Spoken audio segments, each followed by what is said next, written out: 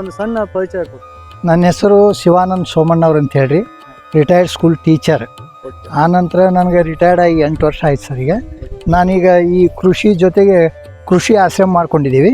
ಅದರಲ್ಲಿ ಮಕ್ಕಳಿಗೂ ಎಜುಕೇಷನ್ ಕೊಡ್ತಾ ಇದ್ದೀವಿ, ಶಿಕ್ಷಣ ಅಂದರೆ ಯೋಗ, ಪ್ರಾಣಾಯಾಮ, ಧ್ಯಾನ, ಅದ್ರ ಜೊತೆಗೆ ಸಾವಯವ ಕೃಷಿ ಬಗ್ಗೆನೂ ಕೂಡ ಮಕ್ಕಳಿಗೆ ಮಾಹಿತಿಯನ್ನು ಕೊಡ್ತಾ ಇದ್ದೀವಿ ಸರ್.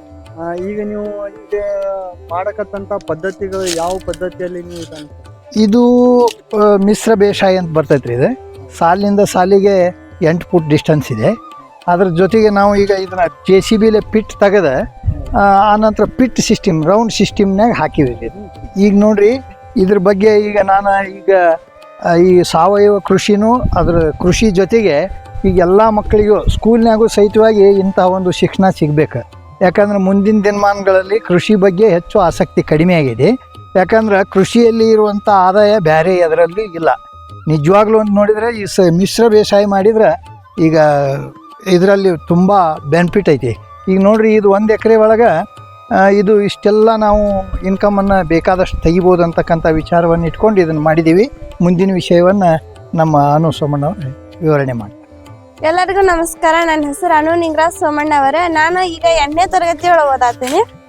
ನಾನು ಇವತ್ತು ಬಂದ್ಬಿಟ್ಟೆ ನಮ್ಮ ಹೊಲದ ಒಳಗಡೆ ಇರೋ ಕಬ್ಬು ಬಗ್ಗೆ ಏನೇನೆಲ್ಲ ಮಾಹಿತಿ ಇದೆ ಅಂತ ಹೇಳ್ತಾ ಇದ್ದೀನಿ. ಇದು ಬಂದ್ಬಿಟ್ಟು ಚಂದ್ಗಢ 1018 ಅಂತ ಹೇಳಿ. ಇದು ಬಂದ್ಬಿಟ್ಟೆ ನಮ್ಮ ಮುಂಗಾಯಿ ಇರುತ್ತಲ್ಲ, ನಮ್ಮ ಮುಂಗಾಯಿ ಅಷ್ಟು ದಪ್ಪ ಇರುತ್ತೆ. ಇದು ಮುಂಗಾಯಿ ಅಷ್ಟು ದಪ್ಪ ಇರುತ್ತೆ ಅಂದ್ರೆ ಇದು 1 ಎಕರೆದೊಳಗಡೆ ಫುಲ್ ನಾವೆಲ್ಲ ಇದು ಸಿಸ್ಟಮ್ ಮಾಡ್ಕೊಂಡಿದೀವಿ.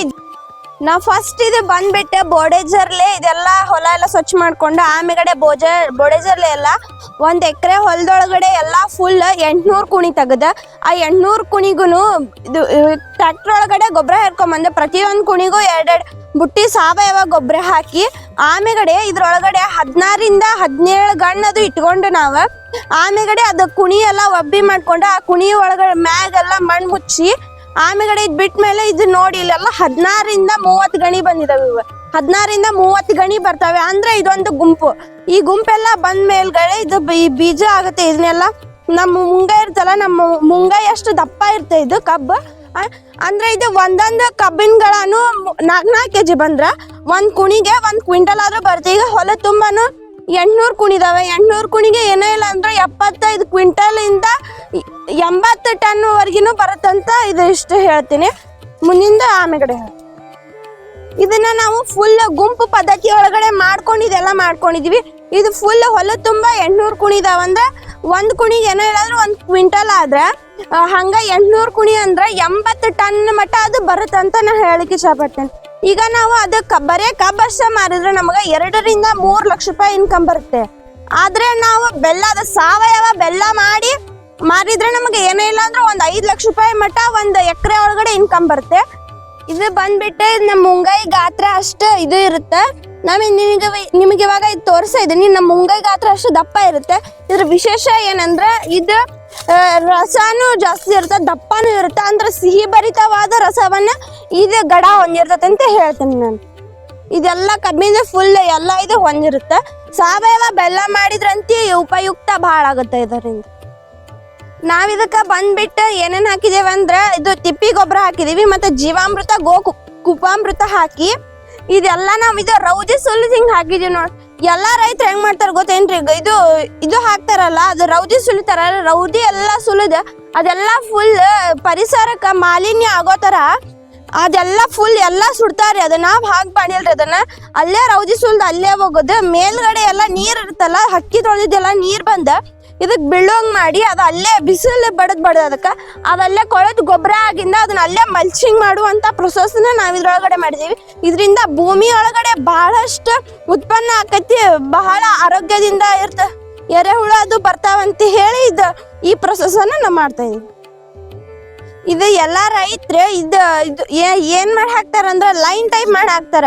ಲೈನ್ ಟೈಪ್ ಮಾಡಿ ಹಾಕೋದ್ರಿಂದ ಅದಕ್ಕೆ ಸೂರ್ಯನ ಬೆಳಕು, ಗಾಳಿ ಎಲ್ಲ ನೀರು ಅದು ಚೆನ್ನಾಗಿ ಅದಕ್ಕೆ ನೀರೆಲ್ಲ ಬರುತ್ತೆ.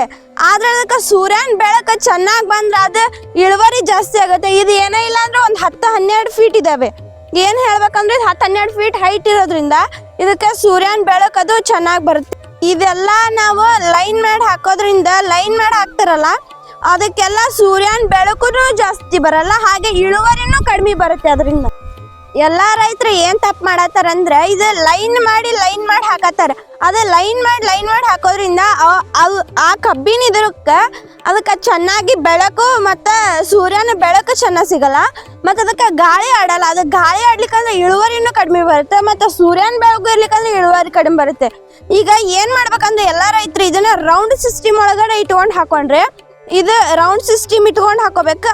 ಅಂದ್ರೆ ಈ ಕಬ್ಬಿಂದ ಈ ಕಬ್ಬಿಗೆ 8 ಫೀಟ್ ಮತ್ತು ಅದಕ್ಕಂದ್ರೆ 2 ಫೀಟ್ ಕಡಿಮೆ ಇಟ್ಕೊಂಡು ಅದಕ್ಕೆ ಕುಣಿ ತೆಗೆದು ಅದ್ರೊಳಗಡೆ ಕಬ್ಬು ಹಾಕಿದ್ರೆ ಇಳುವರಿನೂ ಜಾಸ್ತಿ ಬರುತ್ತೆ. ಇದು ಏನೇ ಇಲ್ಲ ಅಂದ್ರೆ ಒಂದು 10 ರಿಂದ 12 ಫೀಟ್ ಜಾಸ್ತಿ ಇರುತ್ತೆ. ಇಳುವರಿ ಜಾಸ್ತಿ ಬರ್ಬೇಕಂದ್ರೆ ಈ ಸಿಸ್ಟಮ್ ಮಾಡ್ಬೇಕು, ಇಳುವರಿ ಕಡಿಮೆ ಬರ್ಬೇಕಂದ್ರೆ ಆ ಸಿಸ್ಟಮ್ ಮಾಡ್ಬೇಕು. ಇದು ಏನೇ ಇಲ್ಲ ಅಂದ್ರೆ ಹೈಟ್ ಒಂದು 12 ಫೀಟ್ ಇದೆ. ಇದು 12 ಫೀಟ್ ಇರೋದ್ರಿಂದ ನಮ್ಗೆ ಇಳುವರಿ ಜಾಸ್ತಿ ಬರ್ತಾ ಇದೆ. ಇದರಿಂದ ಅಂತ ನಾನು ಹೇಳಿಕೆ ಇಷ್ಟಪಡ್ತೀನಿ. ಇದನ್ನ ನಾವು ಎದಕ್ಕೂ ಕೊಡಲ್ಲ, ಬೀಜಕ್ಕೆ ಅಂತ ಒಂದಿಷ್ಟು ಮಂದಿ ಕೇಳಿದ್ದಾರೆ. ಇದನ್ನ ಸಾವಯವ ಬೆಲ್ಲ ಮಾಡಿ ನಮ್ದು ಒಂದು ಗ್ರೂಪ್ ಇದೆ, ರಾಜು ದೀಕ್ಷಿತ್ ಕೃಷಿ ಆಶ್ರಮ ಅನ್ನೋದು ಒಂದು ಗುಂಪಿದೆ. ಆ ಗುಂಪು ಒಳಗಡೆ ನಾವೆಲ್ಲ ಅದೆಲ್ಲ ಬೆಲ್ಲ ಅದು ಮಾಡ್ತಾ ಇದೀನಿ. ಎಲ್ಲ ನಾವು ಎಲ್ಲರಿಗೂ ಧಾರವಾಡ ಜಿಲ್ಲೆದೊಳಗಿರೋ ಎಲ್ಲ ಜನಕ್ಕೂ ಇದನ್ನ ತಲುಪಿಸ್ಬೇಕನ್ನೋ ಉದ್ದೇಶದಿಂದ ನಾವು ಇದನ್ನೆಲ್ಲ ಮಾಡ್ತಾ ಇದೀವಿ. ಇದನ್ನ ನೋಡ್ರಿ ಎಷ್ಟು ಚೆನ್ನಾಗಿ ಇಳುವರಿ ಬಂದೈತಿ. ಇದು ನಾವೆಲ್ಲ ಫುಲ್ ಗುಂಪು ಒಳಗಡೆ ಮಾಡ್ತಾ ಇದೀವಿ. ಇದೆಲ್ಲ ನೋಡಿ, ಇದೆಲ್ಲ ಎಷ್ಟು ಚೆನ್ನಾಗಿ ಗುಂಪು ಒಳಗಡೆ ಬಂದಿದೆ. ಇದೆಲ್ಲ ಗುಂಪು ಒಳಗಡೆ ಮಾಡ್ಕೊಂಡ್ರೆ ತುಂಬಾ ಚೆನ್ನಾಗಿರುತ್ತೆ ಅಂತ ಹೇಳ್ತೀನಿ. ನೋಡ್ರಿ ಇದೆಲ್ಲ ಎಷ್ಟು ಚೆನ್ನಾಗಿ ಬಂದೈತಿ. ಇದೆಲ್ಲ ಫುಲ್ ಆ ಕಡೆನೂ ಎಲ್ಲ ಚೆನ್ನಾಗಿದೆ, ಇಲ್ಲಿ ಎಲ್ಲ ಫುಲ್ ಆ ಕಡೆನೂ ಇಳುವರಿನೂ ಇದೆ, ಈ ಕಡೆನೂ ಇಳುವರಿ ಇದೆ, ಚೆನ್ನಾಗಿದೆ. ಅಲ್ಲಿ ಮೇಲ್ಗಡೆ ನಾವೆಲ್ಲ ಇದು ಕಬ್ಬು ಜೊತೆಗೆ ಬಾಳೆ ಹಚ್ಕೊಂಡು ಇದೆಲ್ಲ ಮಾಡ್ತಾ ಇದೀವಿ. ಮೇಲ್ಗಡೆ ಹಾಳೆ ಒಳಗಡೆ ಇದ್ರೊಳಗಡೆ ಮಾಡ್ತಾ ಇದೀವಿ. ನಾವು ಕಬ್ಬಿನ ಜೊತೆಯಾಗಿ ಅದ್ರೊಳಗಡೆ ಬಾಳೆಹಣ್ಣು ಹಾಕೊಂಡು ಇದ್ರೊಳಗಡೆ ಎಲ್ಲ ಕಾಯಿಪಲ್ಯ ಆಲ್ರೆಡಿ ತಗೊಂಡಿದೀವಿ. ಹಾಗೆ ಇದ್ರೊಳಗಡೆ ಗೊಂಜಾಳ ತೆಗ್ದಿದೀವಿ ನಾವು ಆಲ್ರೆಡಿ. ಇದರಿಂದ ಏನಾಗತ್ತಂದ್ರೆ ಇದು 10 ಗುಂಟೆ ಒಳಗಡೆ ನಾವು ಏನೇನೆಲ್ಲ ಬೆಳೆ ಬರೆದ್ರು ಅದು ಏನೇ ಇಲ್ಲ ಅಂದ್ರೆ ನಮಗೆ ಲಾಭ ಕೊಡ್ತಾನೆ ಹೋಗುತ್ತೆ. ಇದು ಎಷ್ಟು ಇದು 10 ಗುಂಟೆ ಒಳಗಡೆ ನಮಗೆ ಲಾಭನೇ ಸಿಕ್ಕಿದೆ. ಇದು ಲಾಭ ಇರೋದ್ರಿಂದ ಇದೆಲ್ಲ ಮಾಡ್ಕೊಂಡಿದೀವಿ. ಇದ್ರೊಳಗಡೆನೂ ಎಲ್ಲ ಫುಲ್ ನಮಗೆ ಲಾಭ ಸಿಗ್ತಾ ಇದೆ. ಇವಾಗ ಬಾಳೆ ಅದರಿಂದ ಎಲ್ಲ ಲಾಭ ಫುಲ್ ಸಿಗ್ತಾ ಇದೆ ನಮ್ಗೆ. ಇದೆಲ್ಲ ನಾವು ಫುಲ್ ಇದು 10 ಗುಂಟೆ ಐತಿ. 10 ಗುಂಟೆ ಒಳಗಡೆ ನಾವು 4 ತರ ಮಿಶ್ರ ಬೆಳೆ ಮಾಡ್ಕೊಂಡಿದೀವಿ. ಮಿಶ್ರ ಬೆಳೆ ಅಂದ್ರೆ ಇದ್ರೊಳಗಡೆ ಪಪ್ಪಾಯಿ, ಸೇಬು, ಪೇರು ಮತ್ತೆ ಬಾಳೆ, ಇದು 4 ತರದ ಬೆಳೆಗಳನ್ನ ಈ ಮಿಶ್ರ ಬೆಳೆ ಒಳಗಡೆ ಬರ್ಕೊಂಡಿದೀವಿ. ಮಿಶ್ರ ಬೆಳೆ ಒಳಗಡೆ ಬೆಳ್ಕೊಂಡಾದ್ಮೇಲೆ ಇದನ್ನು ಎಲ್ಲ ಫುಲ್ ಸಾವಯವದೊಳಗಡೆನೆ ಬೆಳಿತಾ ಇದೀವಿ ನಾವೆಲ್ಲ. ಇದೆಲ್ಲ ಫುಲ್ ಇವಾಗ ಇದೆಲ್ಲ ಸಾವಯವದೊಳಗಡೆನೆ ಇದೆ. ಯಾರು ಸಾವಯವದೊಳಗಡೆ ಸೇಬು ಹಣ್ಣೆ ಬರಲ್ಲ ಅಂತಾರೆ. ಇಲ್ಲಿ ನೋಡಿ 2 ಗಿಡನೂ ಎಷ್ಟು ಚೆನ್ನಾಗಿ ಬಂದಿದೆ. ಅದರೊಳಗಡೆ ಪಪ್ಪಾಯಿ ಮತ್ತೆ ಪೇರು ಅದು ಎಲ್ಲ ನಮಗೆ ಫಲ ಬರೋಕ್ಕೆ ಇನ್ನೊಂದು 10 ದಿನದೊಳಗಡೆ ಅದು ಸ್ಟಾರ್ಟ್ ಆಗುತ್ತೆ. ಇನ್ನು ಬಾಳೆನೂ ಬರುತ್ತೆ. ಇದೆಲ್ಲ 10 ಗುಂಟೆದೊಳಗಡೆ ನಾವೆಲ್ಲ ಇಷ್ಟೆಲ್ಲ 4 ಥರ ಮಿಶ್ರ ಬೆಳೆ ಮಾಡ್ಕೋಬಹುದು ಅನ್ನೋದಕ್ಕೆ ಇದೆ ಉದಾಹರಣೆ. ಎಲ್ಲ ರೈತರು ಇದೆಲ್ಲ ನೋಡ್ರಿ, ಈಗೆಲ್ಲ ಫುಲ್ ಇಲ್ಲೇ ಬಾಳಿ ಮತ್ತು ತೆಂಗು, ಅರಶಿನ, ಬಾಳಿ ತೆಂಗು ಅದು ಇದ್ರೊಳಗಡೆ ಐತ್ರಿ. ಇದ್ರೊಳಗಡೆ ನಾವು ಹಚ್ಚಿದ್ರೊಳಗಡೆ ಯಾವುದು ಜಾಗ ವೇಸ್ಟ್ ಆಗಬಾರ್ದಂತ ಹೇಳಿ ಈ ಕಡೆ ಒಂಡಿ ಈ ಕಡೆ ಲೈನ್ ಇಲ್ಲೆಲ್ಲ ಟೊಮೆಟೊ ಹಾಕೊಂಡಿದ್ದೀವಿ. ಒಂಡಿ ಆ ಕಡೆ ಲೈನ್ ಎಲ್ಲ ಫುಲ್ ಇದು ಬದನೆಕಾಯಿ ಹಾಕೊಂಡಿದ್ದೀವಿ. ಇದು ಬಂದ್ಬಿಟ್ಟು ಟೊಮೆಟೊ, ಆ ಸೈಡ್ ಬದನೆಕಾಯಿ ಇದೆ ರೀ. ಟೊಮ್ಯಾಟೊ ಆ ಸೈಡ್ ಬದನೆಕಾಯಿ ಎಲ್ಲ ಹಚ್ಕೊಂಡು ಇದೆಲ್ಲ ಫುಲ್ ಮಾಡ್ತಾ ಇದೀವಿ. ರೈತರು ಎಲ್ಲರೂ 1 ಇಂಚು ಜಾಗ ಹೊಲದೊಳಗಡೆ ವೇಸ್ಟ್ ಮಾಡಬಾರ್ದು. ಹಂಗ ಮಿಶ್ರ ಬೆಳೆ ಮಾಡ್ಕೋತಾ ಹೋದ್ರೆ ಇದರಿಂದ ಬೆನಿಫಿಟ್ ಐತೆ ಅನ್ನೋದು ನಾವಿವಾಗ ಲಾಭ ತಗೊಂಡಿದ್ದೀವಿ. ನನಗೆ ಇದೆಲ್ಲ ಕೃಷಿ ಬಗ್ಗೆ ಎಲ್ಲ ಮಾಹಿತಿ ಹೆಂಗ್ ಬಂತಂದ್ರೆ, ಇದು ನಮ್ಮ ತಾತ ಅವರು 2 ವರ್ಷದಿಂದ ಈ ಕಡೆ ಮಾಡ್ತಾ ಬಂದಾಗ ಅವರೆಲ್ಲ ಕೃಷಿ ಬಗ್ಗೆ ನಮಗೆ ಮಾಹಿತಿ ಕೊಡ್ತಾ ಬಂದ್ರೆ, ಹಾಗೆ ನಮ್ಮ ತಂದೆಯವ್ರನ್ನು ಕೂಡ ಕೃಷಿಕ ಆಗಿರೋದ್ರಿಂದ ಅವರು ನಮಗೆ ಕೃಷಿ ಬಗ್ಗೆ ಎಲ್ಲ ಮಾಹಿತಿ ನೀಡ್ತಾ ಬಂದಿದ್ದಾರೆ. ಈಗ ನಾನು ಒಬ್ಬಳೇ ಕೃಷಿಕಳಾದ್ಲೇ ಆಗಲ್ಲ, ಆದ್ರೆ ಇಡೀ ನಮ್ಮ ಕರ್ನಾಟಕ ಜನತೆ ಎಲ್ಲ ಸಾವಯವ ಕೃಷಿ ಮಾಡ್ಬೇಕನ್ನೋ ಆಸೆಯಿಂದ ನಾನು ಇದೊಂದು ವಿಡಿಯೋ ಮಾಡ್ತಾ ಇದ್ದೀನಿ. ಎಲ್ಲ ಜನತೆ ಮತ್ತೆ ಇಂದಿನ ಮಕ್ಕಳೇ ನಾಳೆ ಪ್ರಜೆಗಳು ಅಂತ ಹೇಳ್ತಾರಲ್ಲ, ಹಾಗೆ ಇಂದಿನ ಮಕ್ಕಳೆಲ್ಲ ಕೃಷಿ ಮಾಡ್ತಾ ಹೋಗ್ರಿ.